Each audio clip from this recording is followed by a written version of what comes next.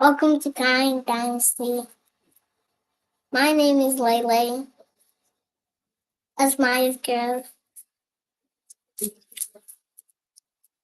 Today we have a guest, Michael, and it's Michael. He will introduce himself. Well, thank you, Lele. I appreciate that. Welcome. So yeah, I basically wanted to start by just doing sort of a Q&A session, sort of a question and answer. There were some questions that came up about Kemetic mythology and the old stories, the old religion. So I wanted to answer some questions about those. Uh, I guess I could start with some questions that I've gotten. One is about the name Kemet, right? Which, as we all know, means black soil or black earth, black lands, which usually is considered a reference to the black soil that was thrown up by the Nile River onto the banks. Very fertile, and made it possible to grow crops right on the edge of the Nile and throughout Egypt, and really allowed people to found the civilization there, right? Uh, but then there's also the word Egypt, which some people get offended by, and I understand because the actual real name is Kemet. But it doesn't bother me too much when people use the word Egypt, just for the simple fact that it is based on the ancient language. Basically, the word Egypt comes from the Greek Aegyptus or Egyptus with an A in front, which is actually just a corrupted pronunciation of the word Haikaptu, which is the name of it basically means the temple of Ptah at Memphis. So Haikaptu, Haikapta, the temple of Ptah, right? Or the house of Ptah, which is the name of his great temple in the city of Memphis. Uh, Basically, the Greeks came in and they heard Haikapta, and they basically said, "Oh, Egypt." They pronounced it incorrectly, and they applied it to the whole land. It's like they didn't realize they were talking about just one temple. So it doesn't bother me too much when people use the word Egypt, but your mileage may vary, I guess. Uh, Another question that I often get is about the just how the Kemetic faith sort of formed in Egypt, right? Originally, it started out as a bunch of very small scale religions, localized religions all around the country. You would have one major netter, one major deity in each location, and then there would be certain deities they would have associated with them. But then, as different areas gained more political power, more religious authority, they would sort of overtake other religions, and then they would combine their head deities, right? So in Kemetic mythology, you have just several creator deities, right? And depending on where their religion was originally formed, where their localized religion was, their original source documents. So Amen is probably the most famous. Amen was actually a member of what the Greeks called the Ogdod or Ogdoad, which was the 8 original primordial deities. And Amen was one that they called, his name means the unseen one, the one with no physical form, sort of the force behind everything. He was eventually elevated to the highest status as the ultimate creator. Well, in another area, the creator was Ra, or Re. So when those two centers came together, they combined Amen and Re and ended up with Amun Re or Amun Ra, right? As the sole creator deity. And then, even more than that, they went on and they took over another area and they became Amun Ra Kepra, and then Amun Ra Kepra Ptah. And they just did that as they went along. They just sort of combined them, saying these deities are actually, these creators are all the same deity, the same netter, but they're just different names for the same guy. So they would just combine them and basically add to the name as they went. I guess that's the start. So I guess Joy, what do you want to what else, what do you want to cover? Anything specific? Hi, my name is KK from Maya Girls. Hi, KK. Nice to meet you. This question A is answered. Okay. Type your question down below. All right, so everyone, again, yes, welcome to Karmic Dynasty. I have Maya's Girls here hosting for Karmic Dynasty today, and Michael is here to answer some questions, Q&A. First, I would like to point out in the description below, you will see a link to the Amazon page where you will receive a discount on the Kemetic Tarot set. The Kemetic Tarot Veil of Aset edition, and order it today and get your discount as a Karmic Dynasty viewer. Again, link is below in the description. Also in the description below are links to Michael's prior appearances on Karmic Dynasty. So check out those links as well as a link to order your set today. Now, there have been some questions coming to the platform, and here is one here recently. And I'm going to share a few. So first, this one says, great Christmas presents for tarot readers and friends who use other cards. 2023, 24, 25 ongoing. Everyone has been searching for these that are tarot readers, oracles. Thank you, creator of these tarot cards. Thank you, interviewer. This has helped and supported many people. I have seen this shared a few times. I have come back as a chosen one to move this forward into the future. So can you please represent these cards and let others know? Thank you again. Michael, would you like to address that comment? I really appreciate it. I always love to hear feedback, and I'm glad when people enjoy the cards.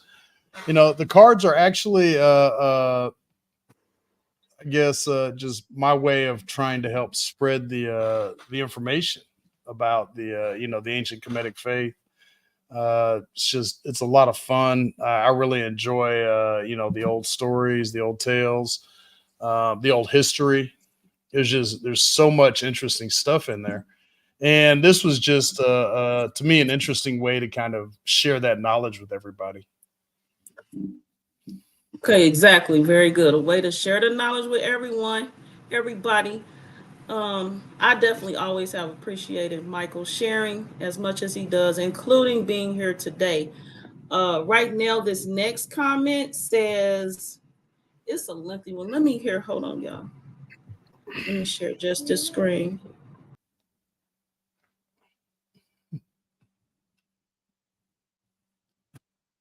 Apologies. Where are we at?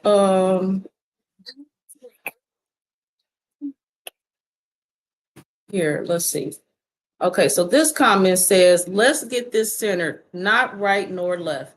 The book of coming forth by day, the book of life, is different from the book of the dead. These are two separate for different reasons. These are both two different states. Let's talk about that one real quick. Piece at a time. I got you. let's address this one. So the book of coming forth by day, well, where to begin?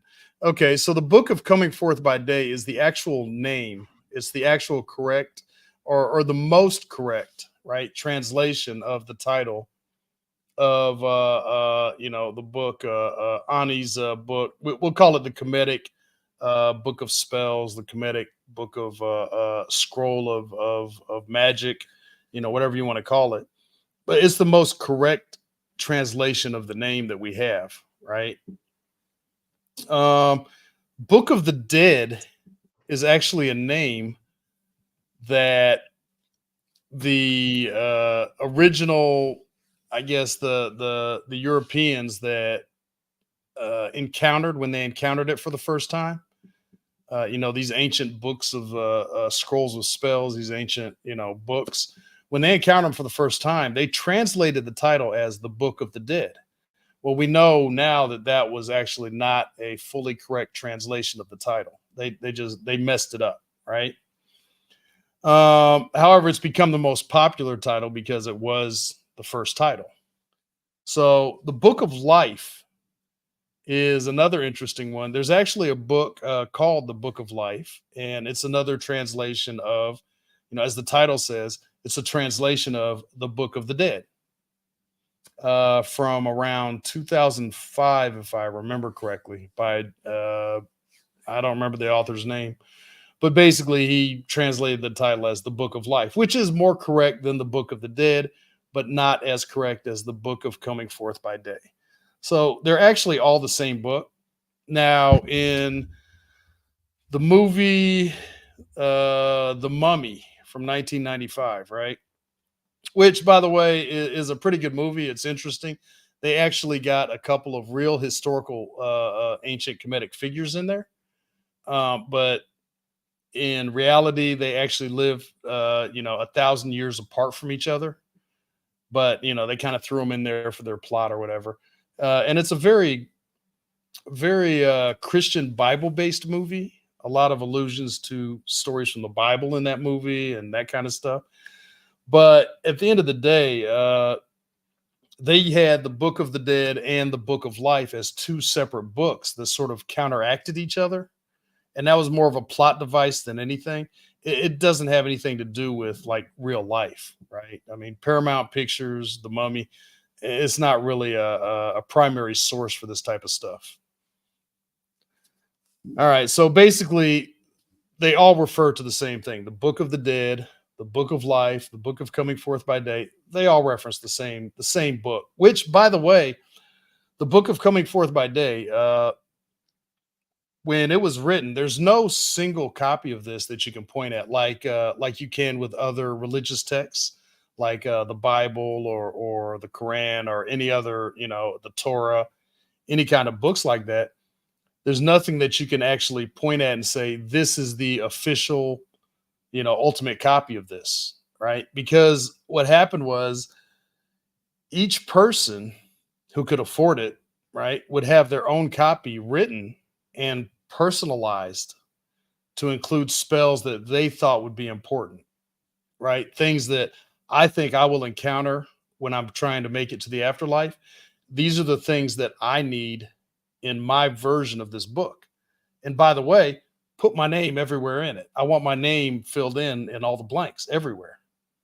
So it's a very personalized book. And, as far as which spells were in it, which incantations, which verses, I want to include this one and this one, but not that one, but put this one in, but leave that one out.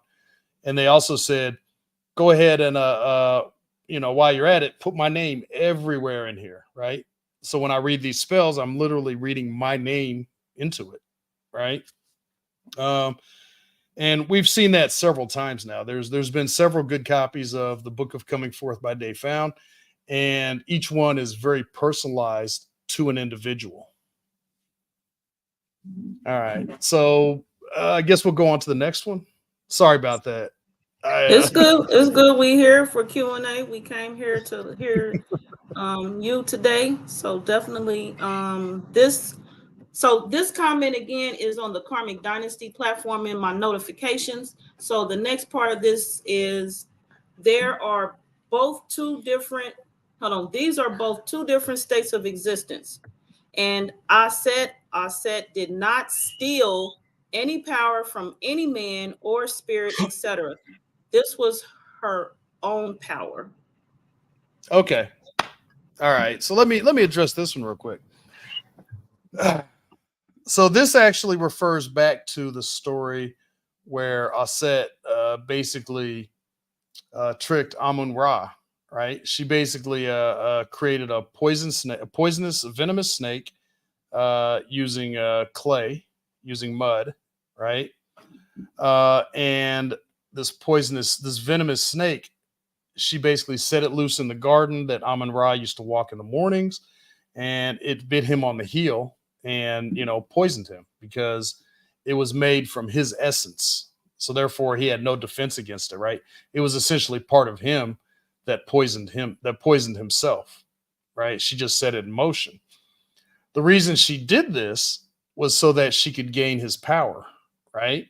And the way she gained his power was by tricking him into giving her his secret name.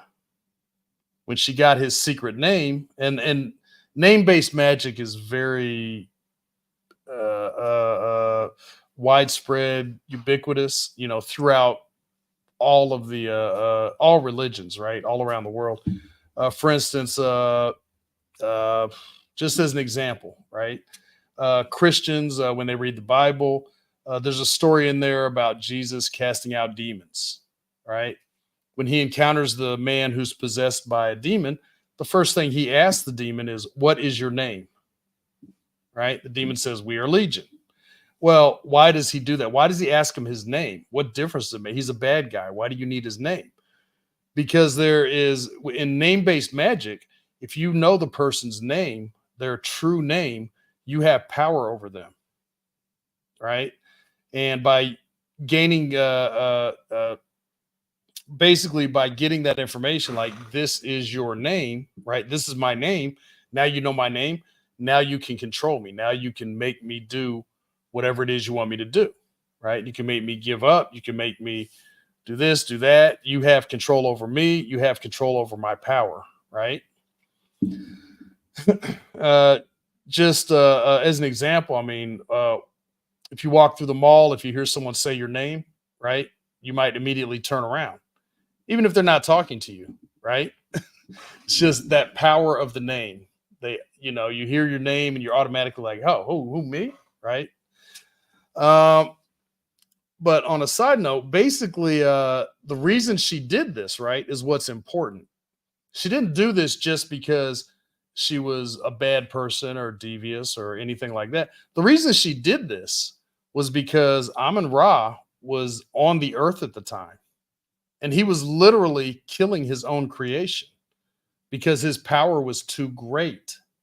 He had too much power, and his power was just destroying the land. It was burning the people up. It was killing people. It was killing livestock. It was destroying crops.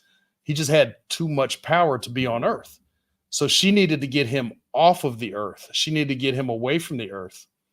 And she determined that the best way to do that would be to basically make him swear to leave, right? And to do that, she basically poisoned him with his own essence and then cured him once he promised to leave the earth and go into the sky, where he wouldn't destroy creation with his power, right? So the whole point is, I guess, that she did this, and she did it for the right reasons. But not only did she do it for the right reasons, but I mean, the story, to read the story, to understand the story, when you read the story, it literally starts with the words, Aset was more clever than a million gods, right? It is basically stating that she is more clever. She's smarter. She can outsmart a million gods, right? Or a million netters, a million deities, right? She is challenged in her cleverness only by Tahuti. He's the only one that is even a challenge to her as far as being clever goes. If we say that this story didn't happen, or this story is not, based in reality, basically what we're saying is, number one, we're taking away from her the fact that she is more clever than a million gods. You know, I'm not willing to take that away from the goddess. I mean, she is. She's one of the most well documented deities, you know, netters that we know of. She's just that well documented. People actually loved her, and they loved her like none of the other netters, right? No one even comes close. But because of that, all of her stories are very well documented, just all over the place, right? In fact, this particular story of her tricking Amun-Ra and gaining his power by learning his secret name, she becomes equal in power to him. She becomes as powerful as the father of the gods, the god of creation, right? So to basically say, well, this never happened. Well, again, we're taking away that level of power where she is now equal to the patriarch of the netter, right? Which, you know, I'm not willing to take that away from her either. But the other thing is, this one particular story is actually documented in at least 5 different source scrolls that are over 5,000 years old, from about 3000 BCE. So we have this story is well documented. So, you know, I don't know where we say, you know, where it comes from that this never happened, or this, you know, this, that, the other. I can't make sense of it, but, you know, I'm definitely open to, you know, new information. But, you know, like I said, there are at least, I know of at least 5 source scrolls where this very specific story is told in full. So you know, as far as I'm concerned, you know, this story is well documented. Exactly. And from what I know, it's definitely, as you say, well documented. Again, I don't like the idea of, I'm trying to think of the right word here, just diminishing the goddess, right? I mean, she is the goddess. People loved her because she was the most human of the netters, right? I mean, she experienced the things that people experienced, right? Amun-Ra, yeah, he got mad every now and then about different things, but, you know, but he got mad about things that ordinary people would probably just ignore, right? Like, yeah, whatever, you know. He was very, very sensitive about some things, right? Asur, he's hardly even talked about, right? He is the king of the underworld, and he sits there in judgment, so he's very powerful. But, you know, his story is very short, and to be honest, he comes off as not extremely intelligent, right? I mean, his brother tricks him to laying in a casket where he kills him. Which, like, if someone tells you lay in a casket, lay in a coffin, no, just don't, right? But the goddess, I mean, she is intelligent. She encounters problems all the time, like real world problems that people encounter, right? The death of a loved one, and she has to, you know, overcome this. In fact, multiple times, right? People that she loves die, and it's just it's heartbreaking, right? She encounters people that make her mad, but then she has to turn around and she has to help those same people that have just, you know, disrespected her and made her mad. But she has enough empathy, enough pity to take pity on those people and help them even after they've disrespected her, right? I mean, she's on the run from a guy who's trying to hurt her, right? I mean, the list just goes on and on and on, right? Of her encountering all of the different bad things that normal people run into daily, right? Her husband, her husband messes around on her, right? And you know, has a child, right? And yes, she's upset, but you know what? She overcomes that. And, you know, she's the perfect mother archetype. She's like, you know what? Yes, I'm mad, but the child does not need to suffer. And she actually adopts the child and raises the child as her own. I mean, she was like the perfect mother, the perfect wife, the perfect, yes, she got mad, but she also had empathy and gave forgiveness and directed her anger where it needed to be. She was like the perfect role model for everyone, right? So, to take away those things from her is just very, I don't know. I don't agree with taking any of that away from her, right? She went through all of this stuff, and you know, and honestly, people just loved her for it. It's why she's one of the most well documented of the netter. She has the most interesting stories, the most human stories, and she really, really, just goes through all of the human emotions, that people can really connect with. So that's my take on it. Yeah, sorry for the Yes, rant. yes. No, that's what it's not a rant. We're here to hear you out. Hear you out. Let's see.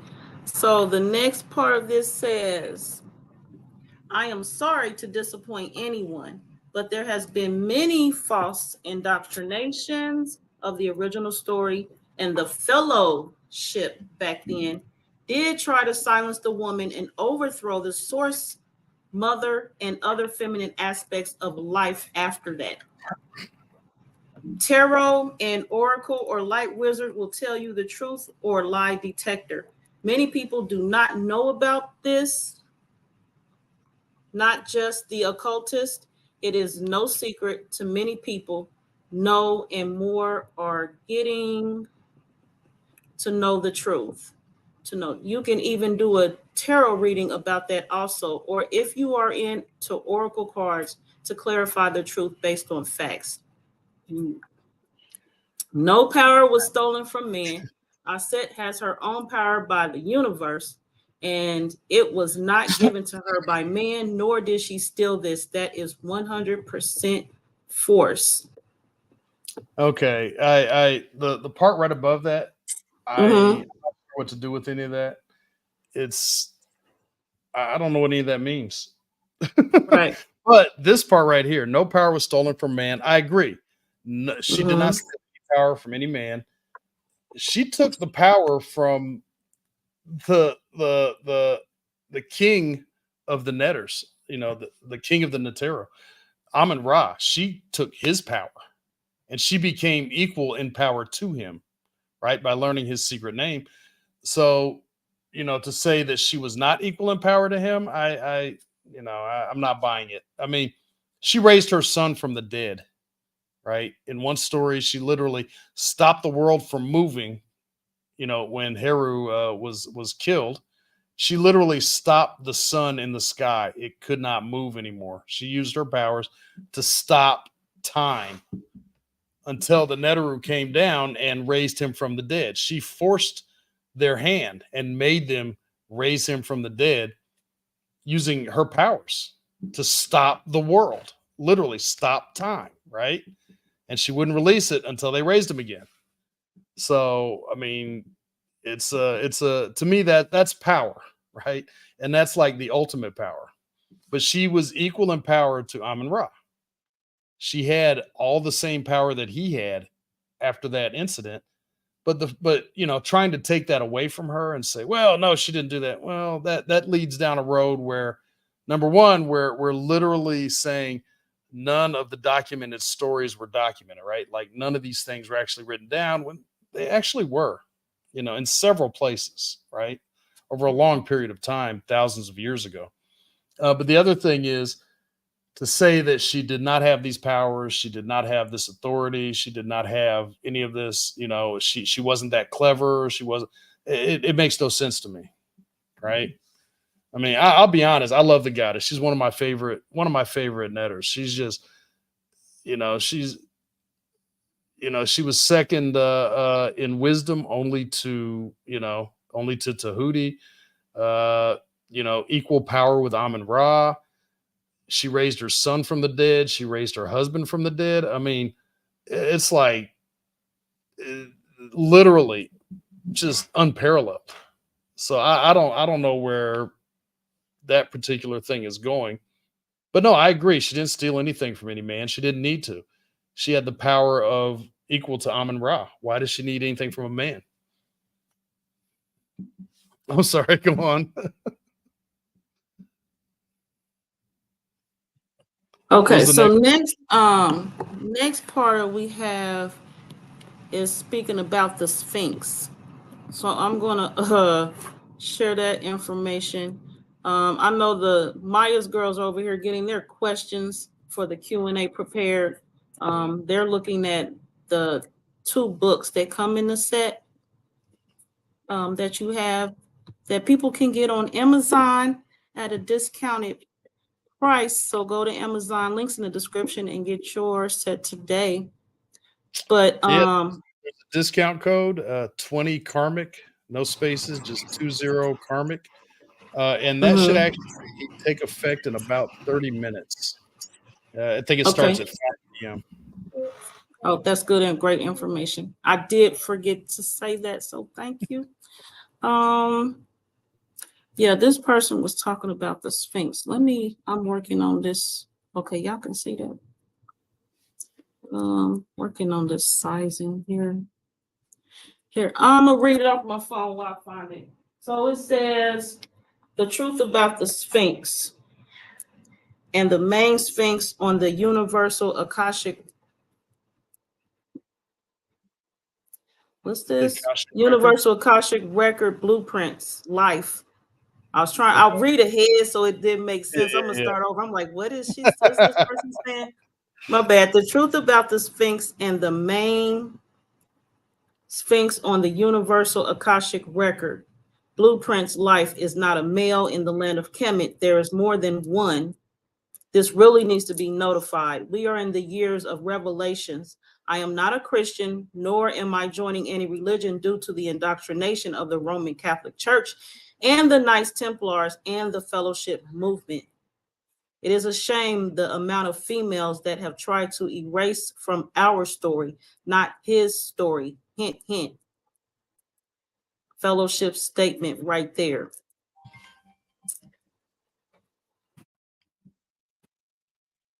Was that all? Everything? No, there's more. So I'm sure everyone here knows, but the Akashic record is basically it's this idea that there is universal knowledge like spread throughout the universe, and that we can all tap into it, like I don't know, subconsciously, spiritually, that we can all tap into this this common knowledge. I'm going to add it to your banner. And but to be honest, I'm not sure what all that was saying. Sound like a little clever wordplay, but I'm not sure what they were. I'm not sure what they were getting at. I mean, put it this way: in ancient Kemet, right, women it was a patriarchal society, right? I mean, just much like the United States, or in most societies around, not every society, but most societies around the world tend to be patriarchal, right, in nature. There are some matriarchal where it's sort of basically the women are in charge, but for the most part, most societies tend to be patriarchal and all that kind of good stuff. And ancient Kemet was no different, right? It was patriarchal and all that good stuff. But one of the interesting things was that, for a patriarchal society, they actually had, thousands of years ago, they had woman pharaohs, female pharaohs, right? And they did have women in some positions of high authority. It wasn't a large number, but I mean, they broke the glass ceiling, 5,000 years ago. So it's interesting. And women for sure were not treated as equals in all respects. But they were making progress in certain areas way back then. Women did have certain rights, granted to them, equal to men in many cases. But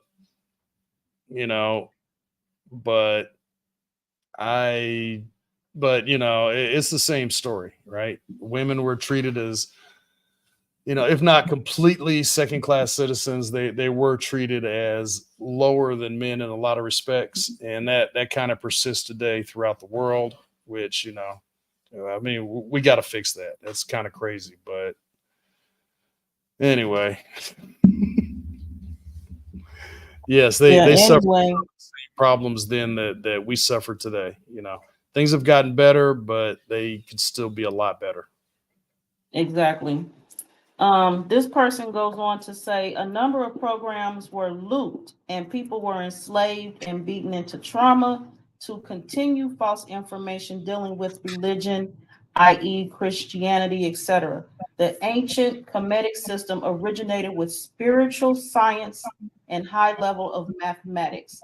The scarab is represented as a female and male principle, however, feminine in nature in terms of producing delivery of other scarabs as a major symbol for creation in another state of existence on Earth's plane. They go on to say, we do appreciate the new creations of the cards by the author Michael. And yes, Karmic Dynasty, the statement about female pharaohs being hidden. And then they go on to reference some speakers of today. Tarot readers and oracles backing the truth on the ancient Kemetic story, indigenous ancient generations, and some of the existing generations who hold the truth. The occult, which means hidden, also hold a large amount of truth and hide it to reverse it or even practice the opposite to oppress the truth, but play mind games and reveal part of the truth. And that's the end of this statement and my notifications on Karmic Dynasty YouTube from Michael's first appearance. Okay, so occult literally means hidden knowledge. I mean, that's the literal definition of the word. So that part, I mean, okay. What's interesting, I'm not sure what they were talking about, the male female thing and the scarabs and that type of deal. Kepra, who is one of the creation deities, right? One of the creation netters, actually is presented as a man. He's presented exclusively as a male with a scarab head, right? They actually believed for a very long time, and I don't know when they got over this belief, but for thousands of years, it was believed, commonly believed, that scarabs actually, trying to think of the word, a biogenesis or parthenogenesis or something, whatever the genesis is, basically that scarabs basically were spontaneously created. Right, that they just appeared out of nowhere. Right, they didn't lay eggs, they didn't, they didn't give birth, they didn't come from other scarabs. They just kind of appeared out of nowhere, which obviously is not true, but because of where they laid their eggs. I don't want to get into too many details, but basically in the little dung balls that they pushed around, right? They would lay eggs in the little dung balls that they pushed around, which when they're pushing the little dung balls, it kind of, is reminiscent of like a star or a sun that's being pushed, which is kind of the I guess the background for that, for that imagery of the creation, the creator actually creating the sun and pushing it, moving it around. And that's sort of how Kepra became, a creation netter, right? But at the end of the day, I'm not sure. I'm really racking my brain trying to figure out the male female connection there. I'm not sure what they were talking about. But yeah, as far as the scarab goes, I mean, Kepra is presented, historically as just a male with a scarab head. You know, the creator deity. Oh, there you go, the scarab, the dung beetle. Yeah, and it was believed, you know, for thousands of years that they just sort of appeared out of nowhere, right? They didn't have any, they didn't lay eggs, they didn't, you know, they didn't mate, they just sort of appeared out of nothing.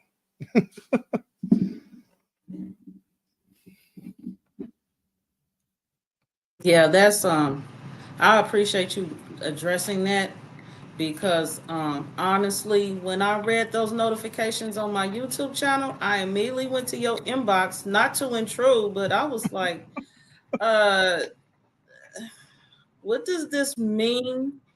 You know, is it something I'm missing? I don't realize is being said. It seemed a little mixed up. Some of the stuff seemed like topics were crossing, not cross-referencing, just crossing. So I'm glad to hear your feedback today and know it was not just me. I really appreciate you. Yeah, I mean, there were some good points in there, but some of it Yeah. I'm not sure what the point was they were trying to make. I'm really not sure.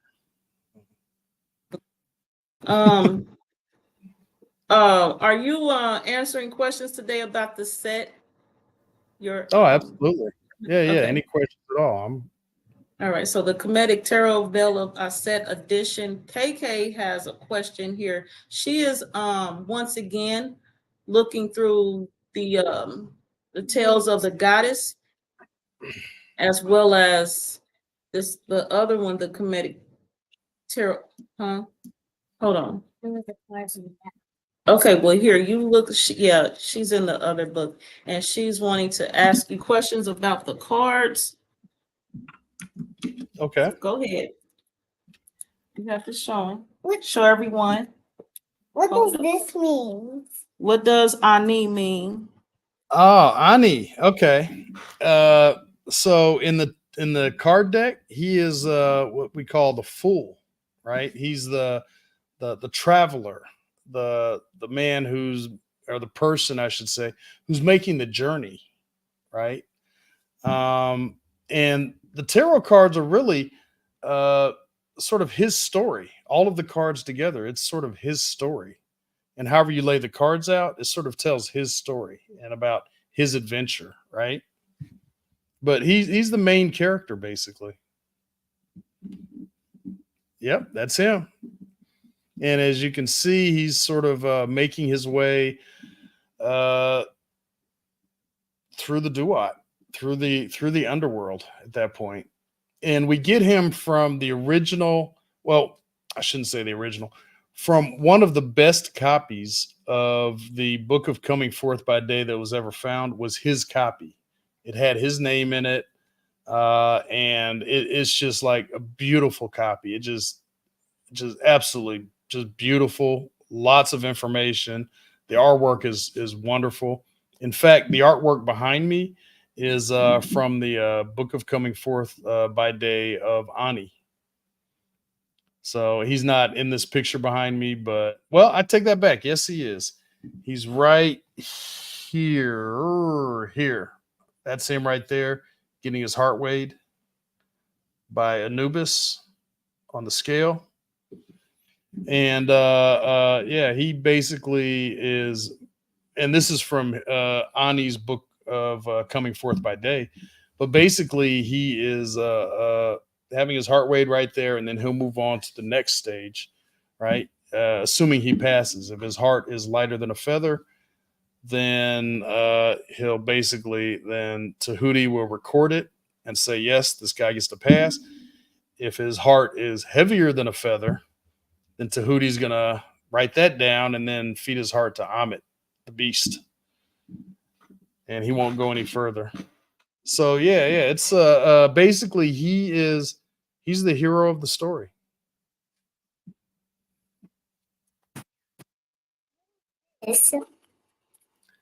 Oh, my favorite, Aset. All right, the sorceress. She is the sorceress, the magician. There she is.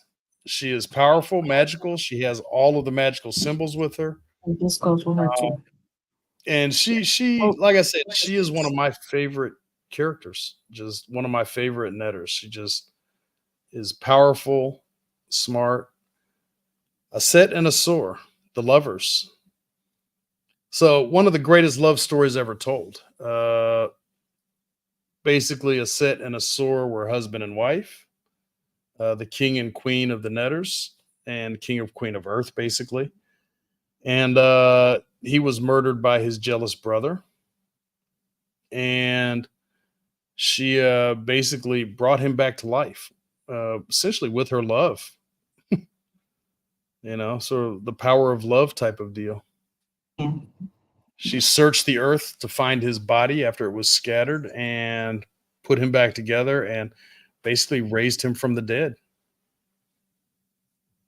This is the same thing as the card. Yep, exactly.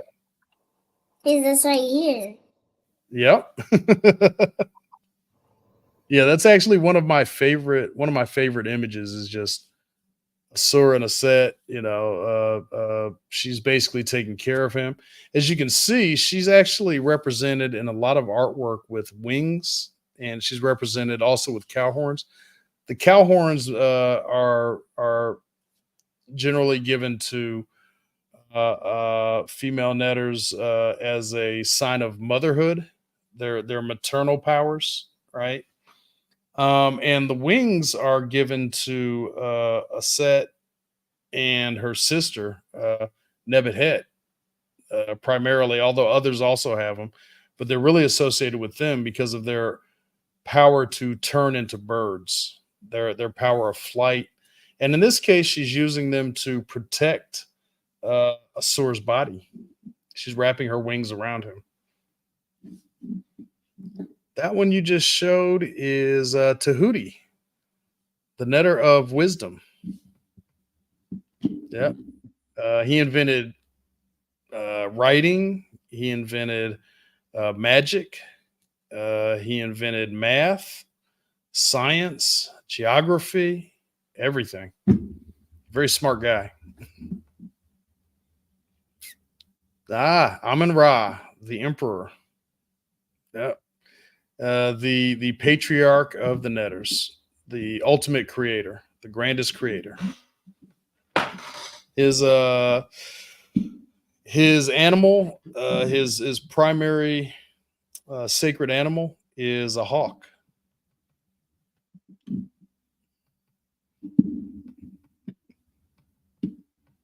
I can't hear you. She thought you saying Hulk, like Incredible Hulk. I said, Oh, no, yeah, Hulk, the bird. What's your name The now? Empress. Yes. So, Empress. yeah, Amun-Ra's wife, the Empress. Yep. Again, another maternal deity. Very powerful in many respects. Not as well known as Aset, and not as well documented, but she was the center of many ceremonies involving maternal rituals and fertility rituals. Spring planting and things of that nature, where they're like, we really need a good crop, so we need animals to be fertile. We need the land to be fertile. Just a lot of fertility ceremonies associated with her.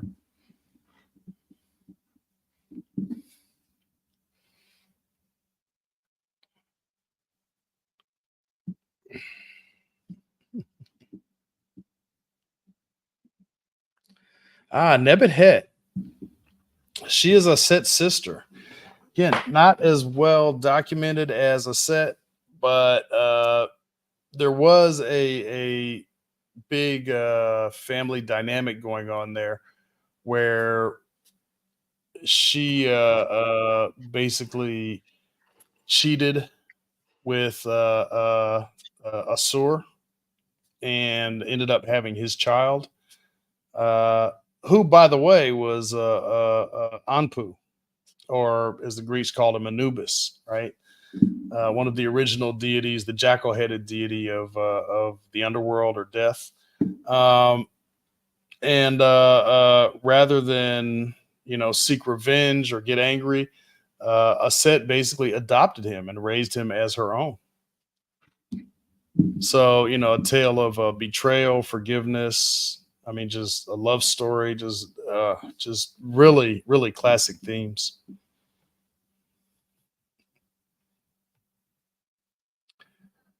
The boat of a million years. That is the boat that Amun Ra rode with some of the other netters every day across the sky to basically carry the sun. And then at night, he would go into the Duat, the underworld, and he would fight the evil serpent, Apep, the chaos serpent. And he would fight him off in the same, basically ride his boat around, fight him off, and then come back with the sun rising the next morning. And it was just a cycle that repeated every day, over and over.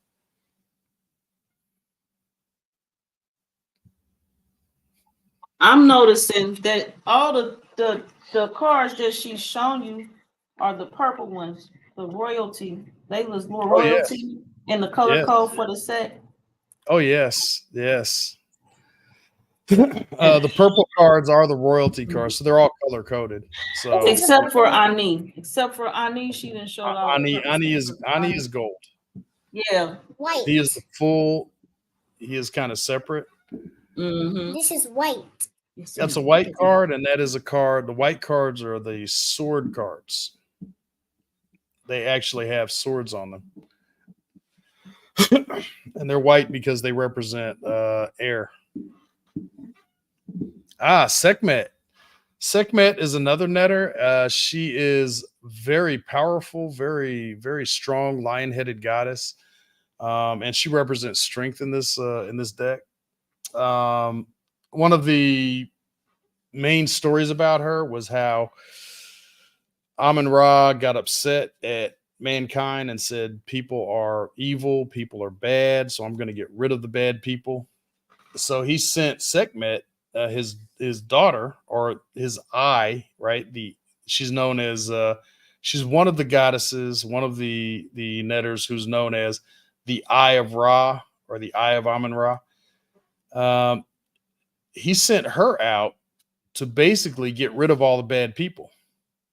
So she went out and just started getting rid of the bad people. I mean, just basically killing them all. Well, she started going crazy and started killing all of the people. When she ran out of bad people, she didn't stop. She kept going and going and going. Finally, they decided they had to stop her. So they they dyed a bunch of beer red, poured it out on the ground, and she drank it until she passed out, got drunk and passed out. And then they brought her back, to the mountain.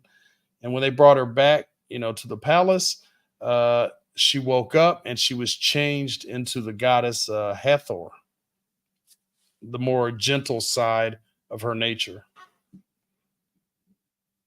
So she's nobody to trifle with. Ace of Swords, Peru. Let me find it. Hero, the Ace of Swords, the son of Aset and Asur, and the future at that time, he would be the future pharaoh. He would take the father's place, and it's an interesting, I guess, an interesting story about how they kind of looked at things, right? Because the son became the father, but then the father became the son. So the father was resurrected through the son. And it's incredible when we try to think about it and make sense of it. But to the ancient Kemetic peoples, it made perfect sense, right? It's like, yes, they're the same person, but he's the son, he's the father, but they're the same, right? It doesn't matter. And this one dies, this one comes back to life. This one comes back to life, this one dies. And just an ongoing cycle.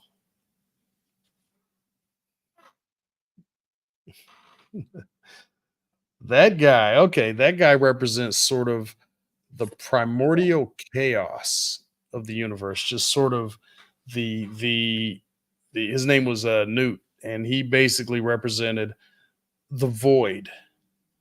out in the universe, the primordial waters that sort of surrounded everything.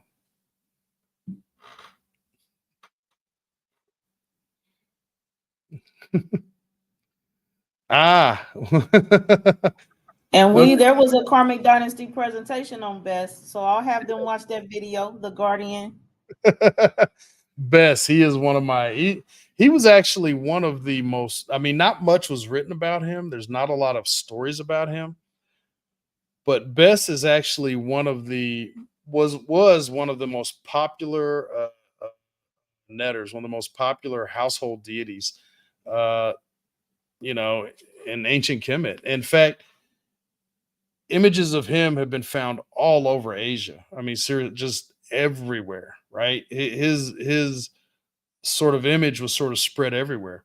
The thing is, they never really built any temples to him. They never built any worship centers for him. He didn't really have like a cult or a local religion. What he had was he was treated as more of a good luck totem, right? Like I don't know, lucky rabbit's foot or a horseshoe or something like that, right? Like he was like a good luck charm, and he just people knew about him from from as far north as you go in Asia, all the way to the south, and all the way over to China. I mean, he was just extremely popular. People used him to uh, ward off bad things, protect babies. They would carve his face into tools so that the tools wouldn't hurt you, right? They would carve it into cosmetic kits so the cosmetics were safe. They would paint it on the walls of nurseries to protect the babies. So he was just very popular in that respect. 9 of Scarabs. Nine of Scarabs. Ah, okay. This one is She looked like the queen. Okay. Yep. She's definitely being treated well. And that's kind of the point of Yeah. that card, right? Is that it's sort of treating yourself or being treated well. Sort of maybe a little bit over the top, but just being treated really well, right? Let someone take care of you for a while.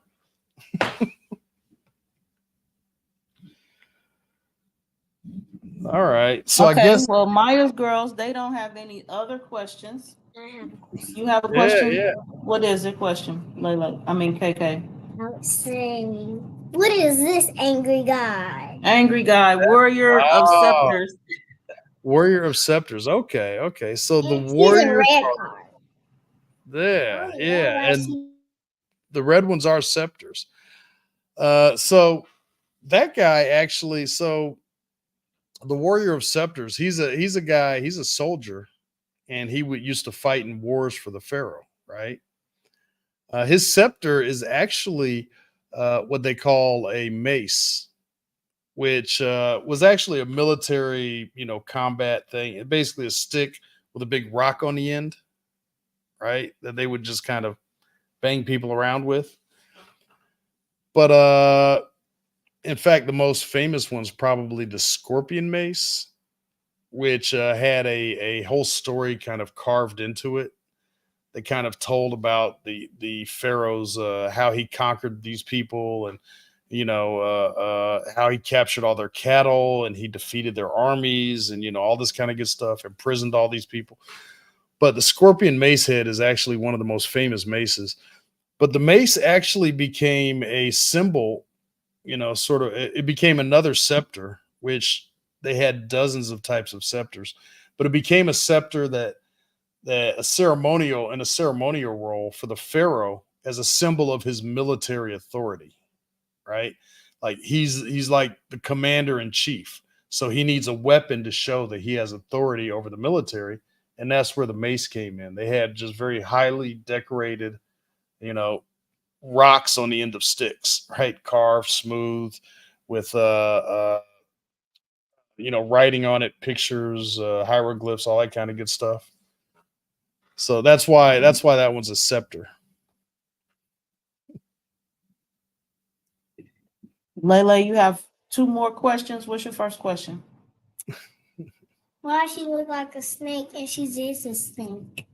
Why does she look like a snake and she is a snake? Let's see the card. Let's see the card. Well, she's a human. Oh, she's a human. Okay. Snake? So that's actually two separate netters, right? One of them is the snake is the goddess of fortune or luck, right? She'll give you like good luck, bad luck. She just controls whether you have good or bad luck. The other guy up front is actually a netter who represents your life, your lifespan, right? So he's there with you when you're born, and he's there again when you go to heaven, right? When you pass away, he's there at that time as well. And what they believed was that he would keep notes he would write down everything that you did. And when you went, after you passed away, when you were going to paradise, when Anpu weighed your heart on the on the scales, this guy would be there, and he would basically tattle on you, right? So he would basically tell every bad thing that you did, all the bad stuff that you had done. Like, oh well, you took a candy bar that wasn't yours, or you did something bad, right? He would be there telling all the bad stuff that you did. They actually have spells in the book of Coming Forth by Day to silence him and make him be quiet so that he doesn't do that, right? So he doesn't snitch on you. Basically, he's like a snitch. But he did control when you lived and how long you lived for. That was his main thing.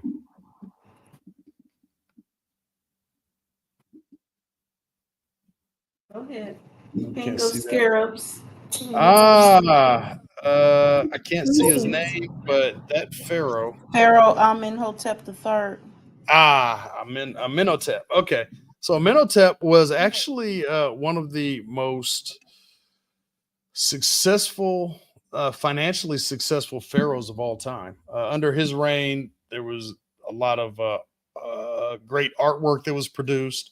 The economy was just incredible. They just made a ton of money. Everybody made a ton of money, right? It was like in the 1990s, if you had stock market, right? Some stocks in the stock market, everybody got rich, right? They're too young to remember that, but basically, it was just a time when everybody just made a lot of money. There was plenty of food, plenty of money, and he was actually one of the richest pharaohs of all time. His net worth was in the trillions of dollars, right? So that card actually has to do with financial success, actually becoming rich. You pull that card, it's a good sign. What'd you say, Lele? I say, was he rich and mean? Was he rich and mean? And mean? Yeah. Oh, well. Michael, Well, just answer the question. The stories tell us he wasn't mean. No, I mean that's what the stories tell us. I don't know, but he might have had people just writing that up for him. He might have been really mean and just had people say, "Oh, great guy." I mean, he had enough money to pay people to do that. So I don't know. Any more questions?